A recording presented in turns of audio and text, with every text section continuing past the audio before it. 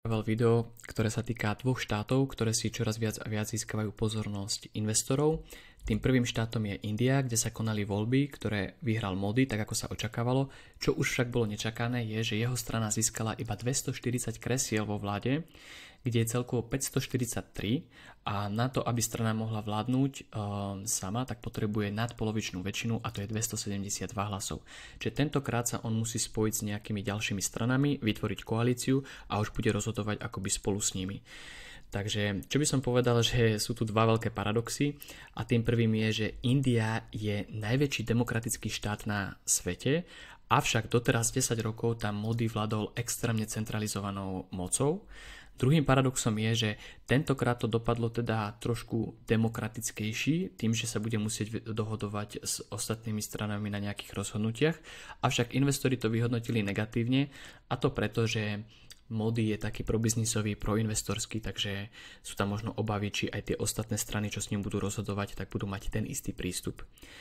Prečo stratil niektoré z hlasov oproti tým predchádzajúcim volebným obdobiam? Takže z toho, čo som našiel na internete, jeden z dôvodov je ten, že v Indii máte 80% hinduistov, nejakých 13% moslimov a jeho strana je čisto prohinduistická, akurát sa v tých kampaniach začal vyjadrovať možno až príliš antimoslimský a nazýval ich infiltrátormi, že majú priveľa detí a to už sa nepáčilo ani niektorým hinduistom.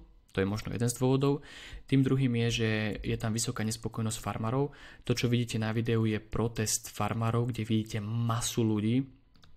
A povedal by som, že toto sú konkrétne protesty z roku 2021, kde v 2020 sa vydali nejaké zákony v poľnohospodárstve, ale nedopadli tak, ako by mali, tak tam boli tie protesty. Potom to nejakým spôsobom utichlo, ale znovu začali potom protesty neskôr a tu môžete vidieť, že ako putovali do Delhi, do hlavného mesta tí farmári a snažili sa ho nejakým spôsobom zablokovať. Čiže na konci dňa ich polícia samozrejme odohnala vodnými kanónmi, nejakými plynovými bombami, zhadzovanými drónmi a nešťastnou náhodou zastrelili 22-ročného farmára, čím sa tie protesty ukončili. Avšak stále tam je tá nespokojnosť tých farmárov a myslím si, že veľa z nich už mu hlas nedalo. Tretí dôvod, ktorý si myslím, že by mohol zohrať rolu, je nezamestnanosť mladých, ktorá je v Indii veľmi vysoká. Tu môžeme vidieť, že z oktobra na december 2023 bola nezamestnanosť ľudí vo veku medzi 20-24 rokov až 44,5%. Už potom ľudí vo veku 25 až 29 rokov bola nižšia, 14,3%. Každopádne, aby sme boli fair, tak táto nezamestnanosť medzi mladými je vysoká aj inde. Aj v Južnej Afrike, v Číne, v Taliansku, Španielsku a mohol by som pokračovať. Ale platí, že India má tú nezamestnanosť o dosť vyššiu, ako je nejaký celosvetový priemer. Už prebiehajú nejaké iniciatívy, aby sa to zlepšilo. India v 2022 urobila zmluvu a spoluprácu s Nemeckom, že budú vlastne dodávať mladých kvalifikovaných Indov do odvetví, ktoré Nemecko potrebuje, čiže aj ich budú dosadzať do škôl, ktoré sa zameriavajú na tieto odvetvia. Potom pravdepodobne ich podporia nejakými jazykovými kurzami, čo som počúval vo videách a možno aj s hľadaním prvých prác na odvetvia, kde potrebujú, a to sú prevažne IT, zdravotníctvo a čisté zelené energie.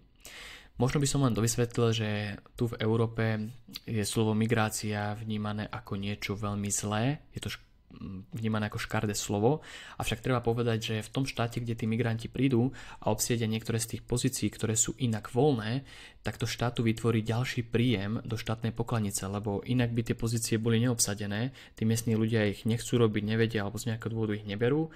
Ten človek ich obsadí a vlastne zamestnávateľ za ňoho platí dane, prispie do nejakého sociálneho zdravotného systému a ten migrant, ktorému prídu tie peniaze, tak ich minie tam v tej miestnej ekonomike, alebo aspoň časť z nich. Takže oni aj zároveň podporujú tú ekonomiku a môže to byť veľmi dobré pre ten štát, pokiaľ je to robené nejakým inteligentným spôsobom, ako napríklad teraz dohoda medzi Nemeckom a Indiou.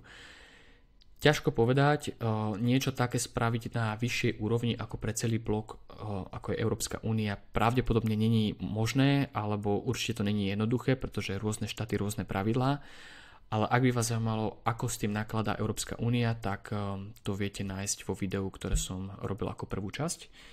A tu už len ešte doplním, že taká ukážka pár Indov, ktorí obsadzujú tie najvyššie pozície generálnych riaditeľov v tých najznámejších a najväčších spoločnostiach, ako sú napríklad Alphabet, čo je Google, potom tu máte Microsoft, bývalý riaditeľ Twitteru, riaditeľka Chanelu, Adobe, IBM, dokonca aj bývalá riaditeľka OnlyFans, čiže naozaj môžeme povedať, že veľmi prestížne v spoločnosti a toto sú všetko ľudia narodení pôvodne v Indii.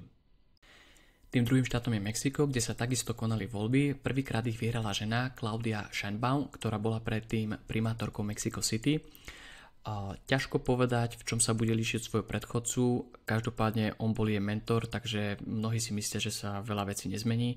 Ja by som možno spomenul, že ona má väčšie iniciatívy v čistých energiách, napríklad nahradila verejnú prepravu, ktorá bola na spaľovacích motoroch, tak na elektrické autobusy a podobne. Takisto vybudovala jeden z najväčších solárnych parkov v Latinskej Amerike. Avšak na jej zvolenie investori reagovali trochu negatívne, a to presne z opačného dôvodu oproti Indii, a to, že jej strana respektíve získala väčšinu vo vláde, tým pádom tá jej moc bude centralizovanejšia. Každopádne Mexiko ponúka mnohé príležitosti. Ja by som vám predstavil spoločnosť, ktorá najviac zaujala mňa. Jej názov je Grupo Mexico. Toto sú dve prezentácie, ktoré len preskrolujem, aby ste si ich vedeli lepšie vizualizovať. Táto spoločnosť, 80% jej tržieb pochádza z ťažby, prevažne medi, a zvyšných 20% z cargo prepravy. Okrem toho spoločnosť vlastní aj Southern Copper Corporation, čo je takisto spoločnosť, ktorá ťaží meď, ale v Peru, a je takisto obchodovaná na burze. Celkovo za celú tú spoločnosť aj s dcerskými spoločnosťami môžeme povedať podľa tejto prezentácie z roku 2022, že 34% tržieb pochádza z Mexika, 24% z USA, 18-19% z Európy. Väčšinu majetku majú v Mexiku a Peru. No a spoločnosť má zároveň ale aj nejaké riziká. Napríklad predchádzajúci prezident sa snažil prevziať časť ich železníc. Súd sa nakoniec priklonil na stranu tej spoločnosti. Uvidíme, ako to pôjde s tou novou prezidentkou. Pre istotu to spomínam. Mexiko je veľmi atraktívne najmä preto, že USA tam postupne stiahuje svoje fabriky, ale napríklad aj Čína tam stiahuje postupne svoje fabriky, a v roku 2023 Mexiko prekonalo Čínu a stalo sa tým najväčším obchodným partnerom pre Ameriku. Dneska už máte lacnejšiu výrobu v Mexiku ako v Číne, a ešte k tomu Čína má aj nejaké tarify od Ameriky, takže pravdepodobne Čína chce cez to Mexiko tie svoje tovary predávať do Ameriky. Ukáže čas, ako to dopadne. Keď som sa pozeral na postavenie tejto spoločnosti na trhu, tak v Mexiku, keď som si pozrel 5 najväčších bání, tak prvé dve zrovna tie najväčšie vlastní táto spoločnosť Grupo Mexico. Celkovo vo svete, keď som si dal, že najväčšie spoločnosti, čo ťažia meď, tak tu je napríklad na 9. mieste Southern Copper, to je ich dcerská spoločnosť, ktorú vlastnia, a zároveň tu píšu, že táto spoločnosť má najväčšie rezervy medí z tohto odvetvia. Takže teoreticky sa zhodnocujú pravdepodobne ako komodity na trhu. Kde sa bude využívať táto meď do budúcna, takže veľká nádej je v veterných turbínach, ktoré v minulom roku ich kapacita rastla až o 50%. Okrem nich takisto v elektrovozidlách, vieme, ako sa mení automobilový priemysel, a zároveň vieme, že značky ako napríklad Tesla, americká, alebo čínske BYD otvárajú fabriky v Mexiku, budú potrebovať nejaké vstupné materiály na výrobu, a teda Grupo Mexico ako ten dominantný hráč s týmito materiálmi tak pravdepodobne ich bude predávať. Okrem toho, napríklad v minulom videu sme si hovorili, v druhej časti sme si hovorili o PMI Manufacturing Index, ktorý postupne z tých nízkych úrovní sa dostáva do neutrálnych, to znamená, že tá výroba v Amerike sa rozbieha. Teoreticky môžu predávať ten materiál aj tam. Viac o tom, o tejto výrobe v Amerike máte v tej druhej časti. A potom napríklad tretie také odvetvie sú napríklad budovy. Vieme za posledných 20 rokov, ako ten stavebný priemysel v Číne rástol vďaka tomu, že tie americké fabriky sa tam vzťahovali a zvyšovali tú životnú úroveň. Takže niečo podobné môžeme možno očakávať aj v Mexiku, že ako bude tá populácia bohatnúť, tak proste sa tam bude viacej stavať. Navyše vieme, ako sa postupne vo svete začínajú znižovať úrokové sadzby. Tento týždeň prvýkrát znížila Európska centrálna banka, od Fedu sa to očakáva v septembri alebo v decembri a to im takisto môže nahrávať, lebo veľa ľudí odložilo nákupy svojich nehnuteľností kvôli vysokým sadzbám, ako sa znížia, tie nákupy budú realizovať a to dá signál developerom, že môžu začať viacej stavať, tým pádom budú potrebovať viacej tej medi. Čo môžeme ešte povedať je, že cena ich akcií bude pravdepodobne hodne korelovať s cenou medi. Toto je 5-ročný graf, toto je ročný. Keď si pozrieme tú spoločnosť, tak 5-ročný, ročný vyzerajú strašne podobne. Ja by som si radšej volil túto spoločnosť ako tú samotnú komoditu, lebo navyše ponúkajú aj peknú zaujímavú dividendu a majú kopec iných výhod, ako napríklad to, že tú polohu, že môžu čerpať z toho, že tie dve najväčšie ekonomiky USA a Čína tam teraz ťahujú svoje výroby. Navyše oni majú geniálne optimalizované náklady aj skrz tú cargo prepravu. Sú jeden z najväčších, možno ten najväčší hráč v Mexiku na tomto trhu a takisto majú silné rezervy. Takže radšej by som volil ich, dokonca si myslím, že možno táto spoločnosť je schopná prekonať aj americký SAP 500 index, avšak toto není žiadne investičné odporúčania ani rada, každý si musí robiť svoj prieskum a na konci dňa urobiť svoje rozhodnutie. Len dávam túto spoločnosť do pozornosti, lebo príde mi z tých mexických taká pre mňa najzaujímavejšia. Na záver tu máme reporty z amerického trhu práce. V piatok boli reportované posledné 3 a to je, že ako sa zmenila hodinová sadzba priemerne na zamestnanca z mesiaca na mesiac. Čakalo sa, že stupne 0,3, stúplo 0,4, čo je mierne negatívna správa kvôli tomu, že investori môžu mať strach z toho, že keď ľudia budú proste zarábať vyššiu mzdu, tak tým pádom začnú viacej míňať a tým pádom by začali výrobcovia zdvíhať cenu, keďže dopyt by bol možno vyšší a tým pádom by sa mohla rozbehnúť inflačná špirála. Avšak ja osobne to nevidím úplne tak kriticky, nakoľko mali sme tu obdobie zhruba 2 rokov, kedy inflácia rastla rýchlejšie ako rastli mzdy. Ten spotrebiteľ bol veľmi nespokojný občan, takže teraz sa to len trošičku dorovnáva do tých stavov, keď celá tá inflácia začala z 2 rokov dozadu. Potom tu máme druhý report, čo je Non-Farm Employment Change a to je, že vlastne koľko ľudí sa z mesiaca na mesiac zamestnalo okrem farmárskeho odvetvia trhu. No a toto dopadlo, že sa zamestnalo viac ľudí, ako sa čakalo, čo je pre nás mínus, lebo tým pádom sa hovorí, že to je akoby znamenie pre Fed, že teda ešte môže nehať tie úrokové sadzby vyššie, nakoľko ten trh práce to tak neoslabuje. Každopádne ja by som povedal k tomuto reportu toľko, že v stredu bol ADP report, ktorý je veľmi podobný tomuto a ten ADP dopadol o dosť horšie. A rozdiel v týchto dvoch reportov je najmä v tom, že v tomto sa reportujú aj vládne pozície.